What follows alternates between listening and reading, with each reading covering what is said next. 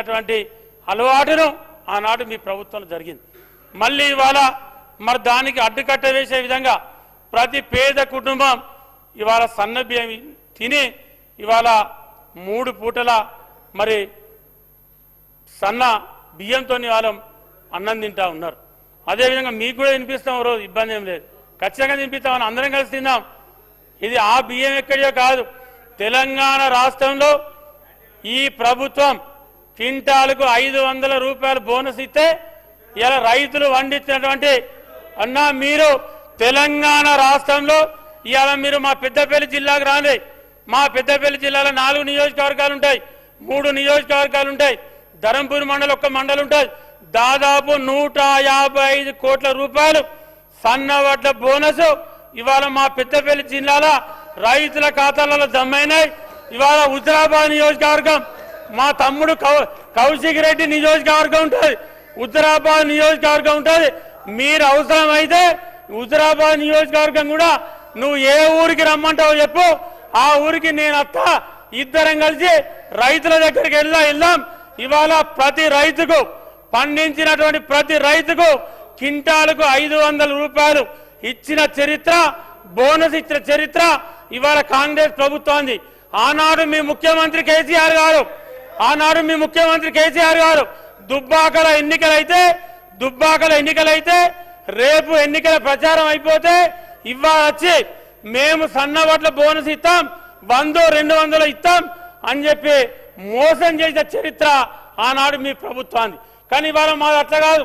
మా ముఖ్యమంత్రి కానీ మా ప్రభుత్వం కానీ మాట ఇచ్చి మాట తప్పకుండా, మడమ తిప్పకుండా, వెన్ను చూపించకుండా ఇవాళ సన్నవడ్లకు రైతులకు బాధ్యత చెప్పి బోనస్ ఇచ్చిన చరిత్ర కాంగ్రెస్ ప్రభుత్వాన్ని. అది గుర్తుపెట్టుకోవాలి. మీరు మంచిని మంచి అని చెప్పండి, చెడుని చెడని చెప్పండి.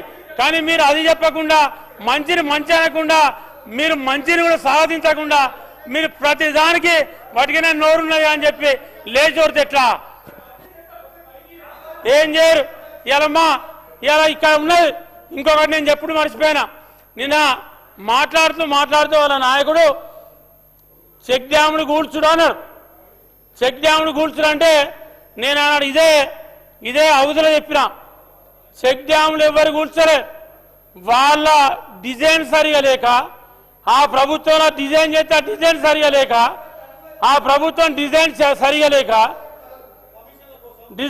లేక కమిషన్ల కోసం కకృతి పడి వాళ్ళు నాసీ రకం డిజైన్లు పెట్టి ఇవాళ ఒక్కటి కాదు 2014 నుండి 2023 వరకు వాళ్ళు కట్టినటువంటి చెక్ డ్యాములు మొత్తం ఎండాకాలంలో కడితే వానకాలంలో కూలిపోయినాయి. కేవలం ఇసుక ఎత్తుకపోవడం కోసం కట్టినటువంటి చెక్ డ్యాములు. మానేరులలోనో గోదావరిలోనో ఇది ఒక మానేరు మీద కాదు, తెలంగాణ రాష్ట్రంలో మీరు ఏ నది మీద కట్టినైనా, ఏ వాగు మీద కానీ, ఏ చిన్న వాగుల మీద కానీ ఎక్కడ కట్టినటువంటి చెక్ డ్యాములు ఏ నియోజకవర్గంలో కూడా ఎక్కడ కూడా లేవు. దానికి కారణం ఏంటంటే డిజైన్ లోపం, సరి అయినటువంటి డిజైన్ చేయకపోవడం. 100 కోట్ల రూపాయలు ఆనాటి ప్రభుత్వం కాంట్రాక్టులకు కకృతి పడి ఇంజనీర్లతో డిజైన్ లోపం చేసి ఆనాడు మరి అవన్నీ కూడా 100 కోట్ల రూపాయలు ఆనాడు ప్రభుత్వం నీళ్ల పాలు చేసి ఇవాళ మళ్ళీ వాళ్ళే మాట్లాడుతూ ఉన్నారు. వాళ్ళే ఇంకా దానికి ఆడికి వచ్చి ఫోటోలు దిగి దీన్ని అటు బాంబులతో వేల్చిందట. అంత కర్మ ఎవరికి పట్టింది? బాంబులతో వేల్చడానికి ఎవరికి పట్టలే. అది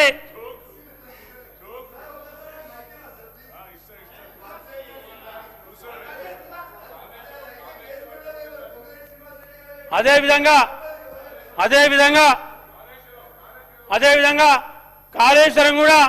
కాళేశ్వరం ఎవరు కట్టారో నువ్వు ఆలోచన చేసుకో. కాళేశ్వరం ఎందుకు కూలిందో నువ్వు ఆలోచన చేసుకో. ఎందుకంటే మీ ప్రభుత్వంలో మీ పార్టీలో పెద్ద ఇంజనీర్లు ఉన్నారు, మీ ప్రజాప్రతినిధుల ఇంజనీర్లు, అప్పుడు ముఖ్యమంత్రి గారు ఇంజనీరు, అప్పుడు భారీ నీటి శాఖ మంత్రి ఇంజనీర్లు మీరే కదా. అదే కాళేశ్వరం ఇంజనీరింగ్ చేసింది మీరే, కట్టింది మీరే, కూలగొట్టింది మీరే. ఇవాళ దానికి నువ్వెందుకు ఉలికి పడతావు? తమ్మి కూర్చో. అదేవిధంగా మరి దాంతో పాటు ఇవాళ పేదలకు ఇల్లు ఇస్తామన్నారు. ఆనాడు ప్రభుత్వం చెప్పిండ్రు 2014 ఎలక్షన్ల ముందు టీవీలో బ్రహ్మాండమైన ఆడిచ్చారు. అల్లుడత్ ఎక్కడ, కొడుకు ఎక్కడ, కోడలు ఎక్కడ, బిడ్డ ఎక్కడ, ముసలాం ఎక్కడ, ముసలోడు ఎక్కడ, పండుకుంటే కాళ్ళు యువతల తలకాయ యువతల అని చెప్పి టీవీలో ఒక యాడ్ ఇచ్చారు. యాడ్లా చూస్తా కూర్చున్న చూసి ముంగట దండం మీద బట్టలు ఆరేసినట్టు, ఇటుపక్క గొర్రెలు పెట్టినట్టు, అటుపక్క మేకలు పెట్టినట్టు, అటు పశువులను పెట్టినట్టు పెట్టి ఆయనతో డబుల్ బెడ్రూమ్ ఇల్లు 10 ఏళ్ళు గడిచింది. ఒక్క పేదోళ్ళకి ఇల్లు రాలే, ఒక్క పేద కుటుంబానికి ఇల్లు ఇచ్చిన దాఖలా లేవు.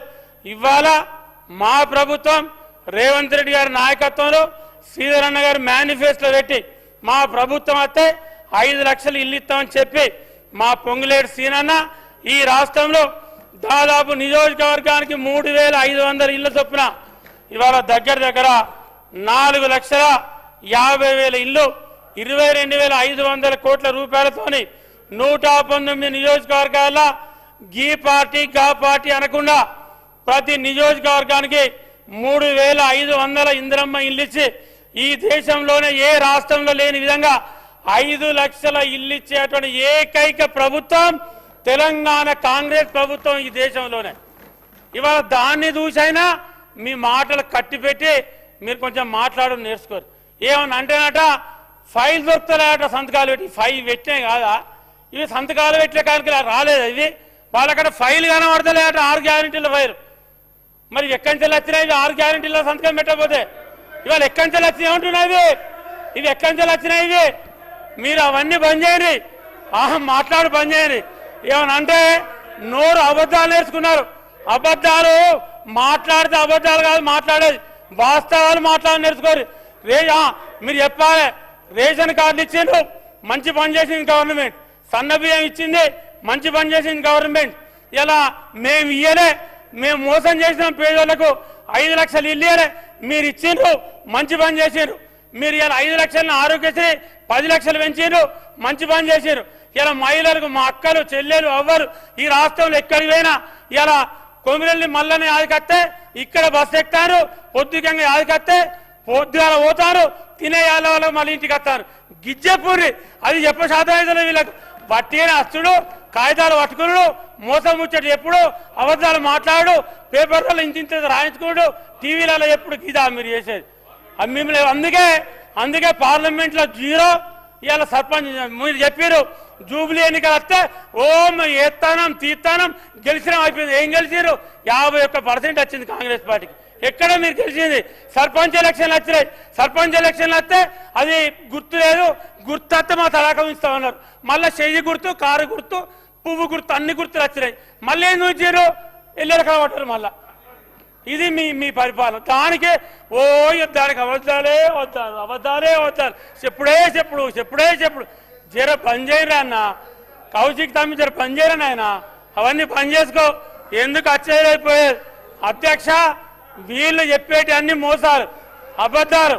అందుకే జనాలు ఎవ్వరు వాళ్ళ మాటలు నమ్మతలేరు. ఇవాళ ఇంకోటి, అందుకే చెయ్యి అలవాటుగా చెయ్యి చూపించి ఆడుంటే చెయ్యి ఎటు పోతుంది అలవాటు, అది పోతుందా? అంతకుముందు ఇంట్లో చూపించిన అలవాటేనా అది. అదేవిధంగా